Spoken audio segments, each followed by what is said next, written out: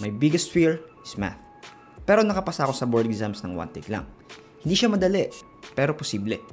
If you're in the same page with me, then watch this video until the end and we will discuss the 10 tips on how I improve my math skills and hopefully, magamit mo din siya sa sarili mong journey sa board exams. Okay? Disclaimer. Every board exam takers are unique.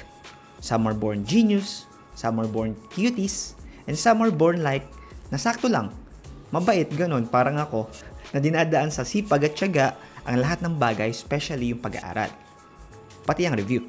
Wala naman tong pilitan, so kung ready ka na, let's start. Tip number 1 is acceptance. Back in elementary, high school, college, hilong-talilong na talaga ako pag math na ang kaharap. Para na ako nagkakasakit, kinakabahan, ganun. Pero nung na-realize ko ito, ang una kong ginawa is tinanggap ko ng buong puso na hindi para sa akin ang math.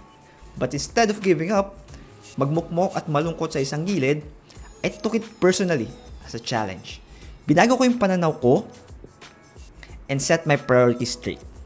I fully committed to the goal, put in extra time and effort to improve sa area na ito. Knowing my weakness has been the revelation for me to do more. Okay? Tip number 2 is build a strong foundation of the basics. Kobe Bryant once said, "Never ever get bored with the basics."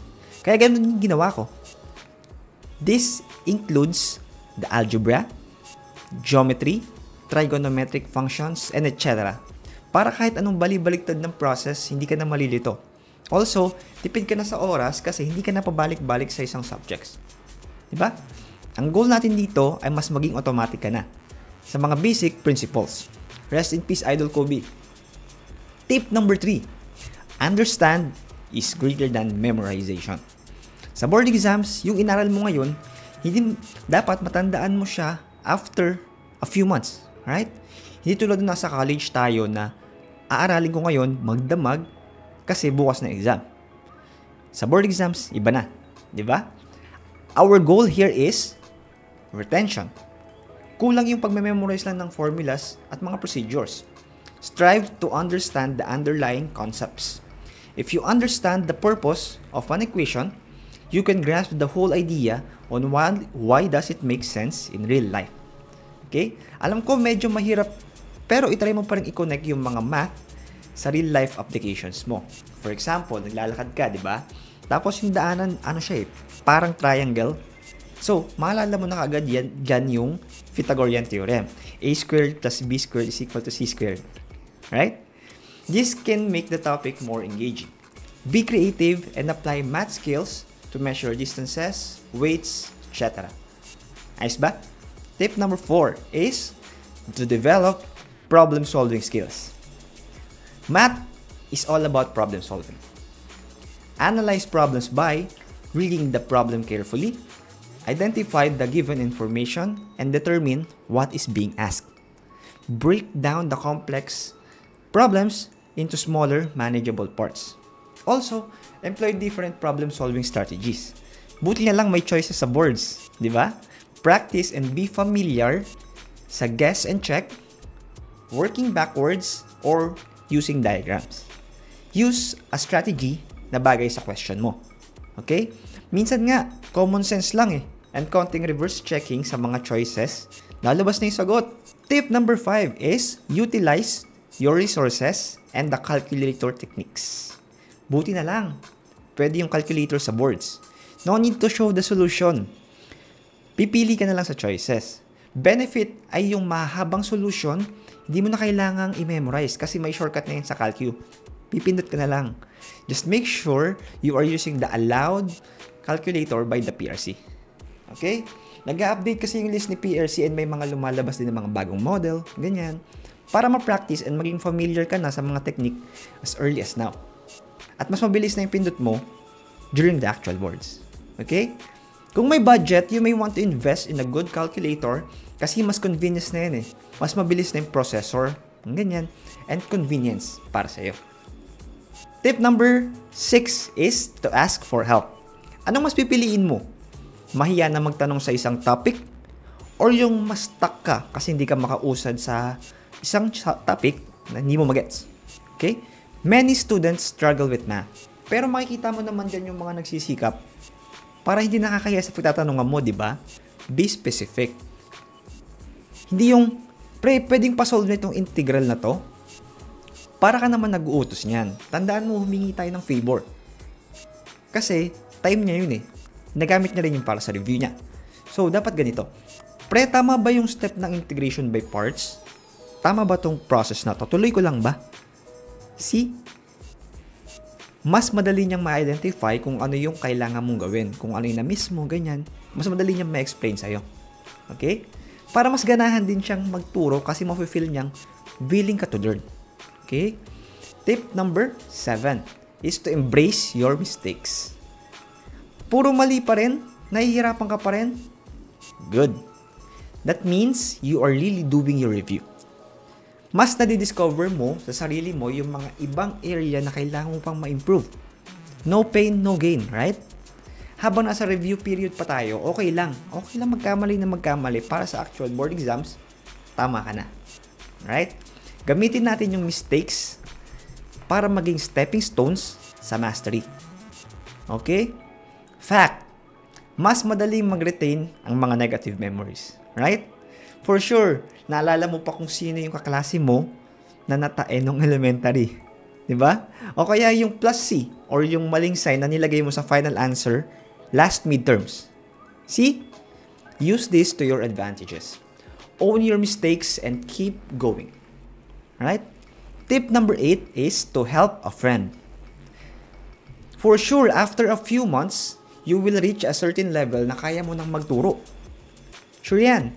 Hindi naman turo na parang tutor, ganyan. Pero yung turo na pag may nagtanong sa yung classmate mo, medyo speed ka na, magigets mo na kaagad. Right? So, this is a win-win situation because teaching will further improve your retention. Right?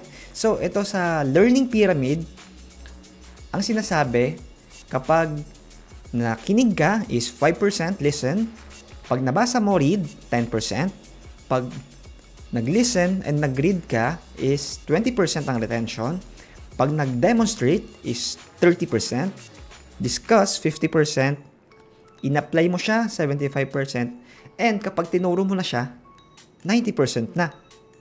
Amazing, right? So, kung nakakapagturo ka na, this is a sign na may progress ka na. So, tuloy mo lang hanggang maging automatic na sa lahat ng subjects and topics. Alright? So, tip number 9 is game of numbers. Literal na number. Kasi padamihan lang talaga eh. Paramihan ng problems na masasolve, paramihan ng oras sa pag-aaral, and pahabaan ng pasensya. Okay? You need to make math one step at a time without taking any shortcuts. It is practice and effort that will get you to grow and improve. Right? Solve as many questions as you can hanggang magets mo yung pasikot-sikot ng buong topic. Because you cannot force learning. It must be done naturally. Okay? Every master was once a beginner. Right? So, nag-improve din sila through practice. You will fail to solve. Sure yan. 1 or 2 questions. But eventually, you will learn and you can start teaching others. Alright? So, last tip is, number 10, is to start early. Right? Quick story. Bali sa first step, tip number 10 is to start early. Quick story, bali sa first tip is na-accept ko na hindi ako magaling sa math, right? Medyo kailangan ng effort, practice. So, 5 years pa yung college noon. And last sem na namin, kaya medyo maluwag na yung oras kasi almost done na rin kami sa thesis namin. And, aware na kami magtutropa about sa board exams. So, ang ginawa namin is nakisit in kami sa review center ng prof namin, which is si Mr. Jimmy Ocampo. Shoutout pala sir sa ACES Review Center. Salamat po sa inyo kasi natagtag yung kalawang. Kaya nung nag-start na yung actual na board exam review namin, medyo okay na. Medyo fresh na ganun. So going back, ganun talaga yata eh. Kapag aware ka na sa situation mo, yung eyes mo mabubuksan na sa mga opportunities. Kaya kung umabot ka sa part ng video na ito, comment mo naman yung board exam passer para malaman ko, and ngayon pa lang, I can tell na actively seeking ka na sa mga opportunities, mga tips kung paano pumasa sa board exams ng one take lang. Kaya, nahanap mo tong video na to and nagkakilala tayo. So, nice to meet you. Welcome sa mga new subscribers. So, huwag mo rin kalimutan i-check yung mga social media natin and share din sa ibang tropa na mag-take ng board exams, okay?